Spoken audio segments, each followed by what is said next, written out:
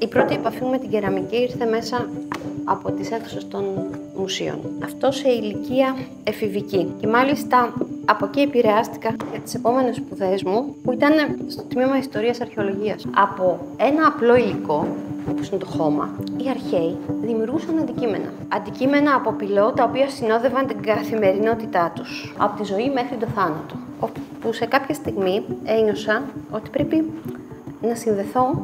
Είχα απομακρυνθεί από το περιβάλλον, από τη γη, είχα αποσυνδεθεί και έπρεπε να συνδεθώ με κάποιο τρόπο.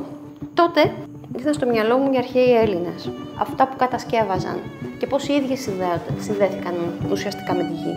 Και όταν μου δόθηκε η ευκαιρία να έχω μαθήματα κεραμικής στην ίδια μου την πόλη, εννοείται ότι πήγα και γράφτηκα. Στην πορεία κατάλαβα ότι υπάρχει μια μαγεία.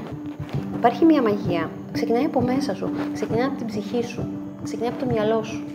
Ξεκινάει από την ανάγκη σου να δημιουργήσεις, να εκφραστείς, να απελευθερώσεις τα συναισθήματά σου. Ας πούμε την κεραμική την ένιωθα σαν τη γιόγκα της ψυχής, ένα πράγμα.